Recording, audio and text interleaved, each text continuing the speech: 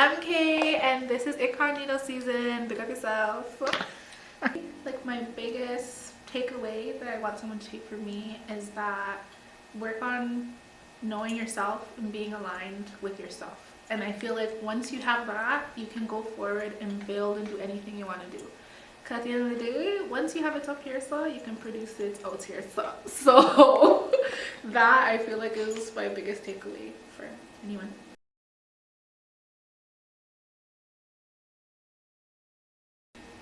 I see now there's a lot of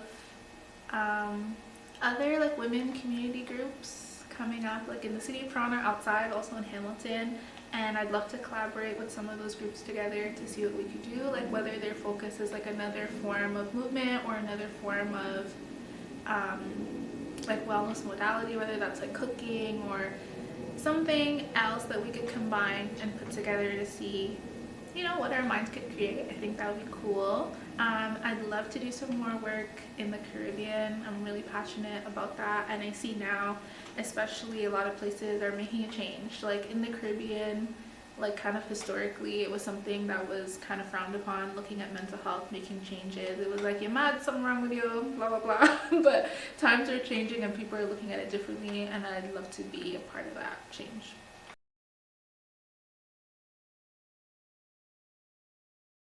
In my time with Icons, someone asked us to be a part of their set, and they were opening for Afrobeat and Nile Blackman, and they were like, can you be ready in 2 days? And we were like, I remember that. No, but we're gonna do this because that's a really good opportunity. So shout out DJ Power, big up yourself. It came together so nice. Yeah, so that was really really cool that we were able to do that, because like for context, we all have full-time jobs and we all work like crazy hours. So like we stayed up till like 2 or 3 in the morning and then went to work and then did the show, like crazy. So that was a really cool moment. And then second moment, I would say like when I finished a year of doing like my circles and someone came up to me and said like, this made a really big difference in my life. I never thought I could move my body this way. I didn't think I'd connect with people in community this way, and like I really appreciate the space. And that honestly meant a lot to me because that's why I created it, and to feel that impact in such a short time, like that was like a really good feeling. So yeah.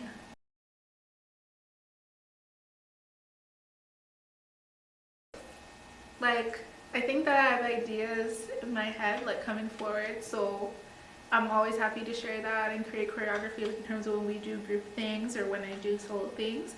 But I also love learning from other people and collaborating together. I just feel like I could have an idea, but you could be like, oh, let's tweak it and do this. I'm like, oh, actually that's better, hold on a minute, right? So I think I like a combination of both. And in terms of creative process for like circle, I feel like I like to just grab myself and be still and think about what's my intention that I want people to get out of this experience and work backwards. So it's like, what questions could I ask for people to reflect and kind of have the intention that I'm hoping that they receive.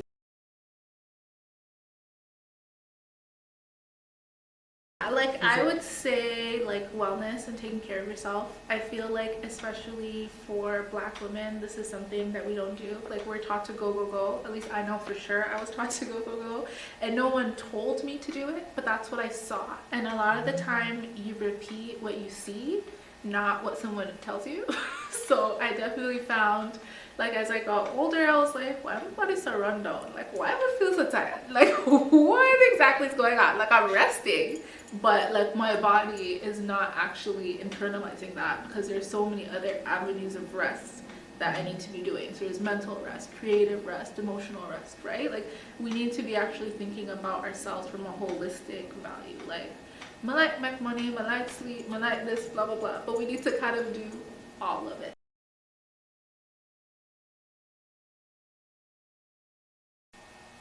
I feel like my only advice is, after my experience like with my car accident and stuff, I'd feel like now I think of life differently, and I think about alignment a lot. So sometimes like we get frustrated, okay, I'm not where I want to be. But when I reflect on how all the sequence of events happened, if I wasn't where I didn't want to be at the time, it wouldn't have benefited me now. So I think a lot more about alignment. So if something isn't working out the way it's supposed to work out, think about, what lesson am I supposed to be learning from this? Like, even though this is negative and I hate it, I'm gonna want to be here, but what am I learning from this that maybe I need to learn in my future to become the person I'm supposed to be, right? So there's like that blossoming season where like you're planting the seed, you know what I mean? You're getting the roots, you're learning all the stuff that you're supposed to be learning, and then when you get that opportunity, you're already ready because your roots are planted, you have the knowledge, you have all the stuff. So sometimes it's frustrating, but instead of feeding into that frustration, like change your mindset and think about, okay, everything that happens to me in the universe is for my good. So what am I going to be learning from this, like, to go forward? So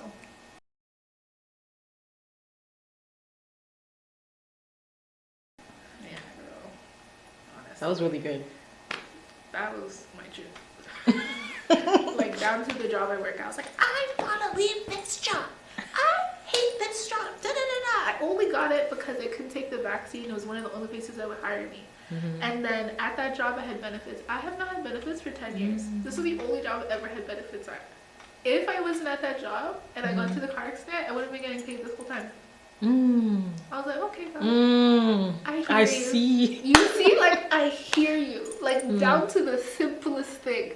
You know how many times I tried to quit? One day I even was gonna walk off. I said, yo, fuck this. I don't want to be here no more. But, you know, like, it just kind of worked out. And when I started reflecting, I was like, oh, okay, I get it. Even like something simple. One day I was so tired and I was like, I need to have 3 months of just rest. Like, just focusing on me and my health. And the first 3 months of me being sick, that's all I could do.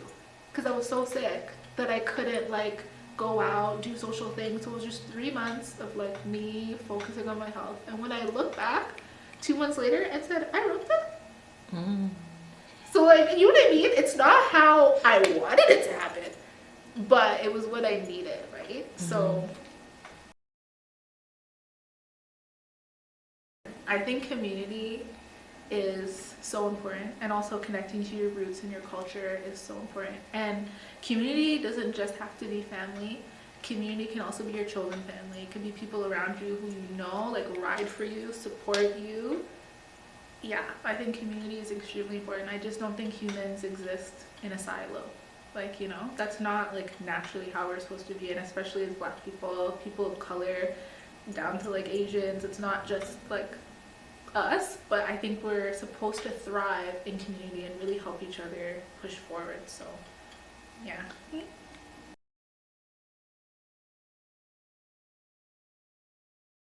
What changed my life so much was rest. Like, for me, I was always on the move, and rest was like a means to an end. So rest was so I could do my next thing. Rest wasn't because like, you know, you need to rest to function. I was like, no, I just need to rest so that once I rest, I can do thing number 2. So I feel like once I started being really still, I understood like the purpose of alignment, and I understood like it's not every opportunity is a good opportunity. Like, some opportunities aren't really in alignment with what you want to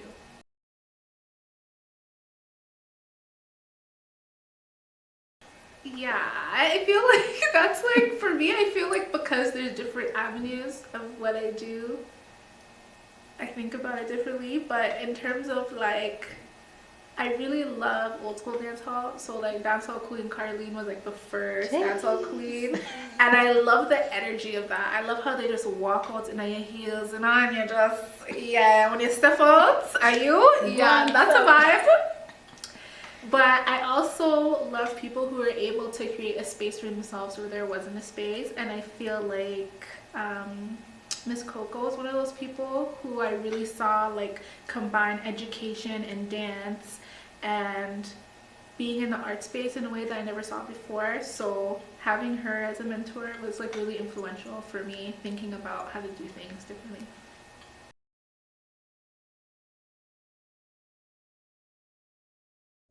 And what you do is?